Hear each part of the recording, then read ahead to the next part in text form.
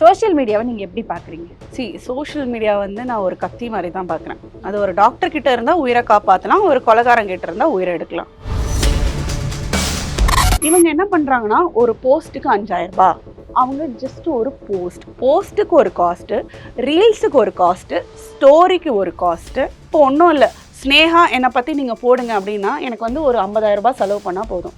என்னை வந்து அடுத்த வந்து ஒரு மதர் தெரேசாவாக அவங்களால கண்டென்ட்டை வந்து கிரியேட் பண்ண முடியும். அஃப்கோர்ஸ்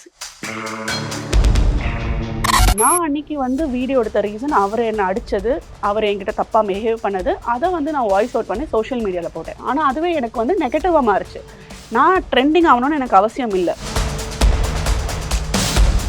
எனக்கு வந்து ஒரு நல்ல ஷூ வாங்கணும், அதான் பிராண்டட் ஷூவாக நான் பார்க்குறேன், நான் என்ன வாங்குறதுன்னு தெரிலன்னு நான் உங்ககிட்ட பேசிகிட்டு இருக்கேன். இது எல்லாமே என் ஃபோன் இங்கே கேட்டுட்ருக்கு. ஸோ அந்த மெட்டா வந்து கேட்டுட்டு இதை ரீட் பண்ணிட்டு நான் அடுத்து ஃபோன் நான் ஓப்பன் பண்ணும்போது நான் சோஷியல் மீடியாக்குள்ளே போகும்போது ஆட் வரும்.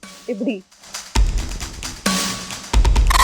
ஒரு சோஷியல் மீடியாவில் வர ஒரு நபரை நம்பி எப்படி அவங்களோட லைஃபையே கொடுக்குறாங்க. இது பெண்கள் மட்டும் இல்லை, ஆண்களும் நிறைய ஏமாற்றப்படுறாங்க. கண்டிப்பாக நிறைய ஆண்கள் வந்து மேபி அதை வெளியில் சொல்லாமல் இருக்கலாம், அவங்களுக்கு அசிங்கம்னு நினச்சிட்டு கூட. நிறைய அதிகபட்சமாக பெண்களை விட ஆண்கள் தான் இப்போ ஏமாந்துட்டு வராங்க.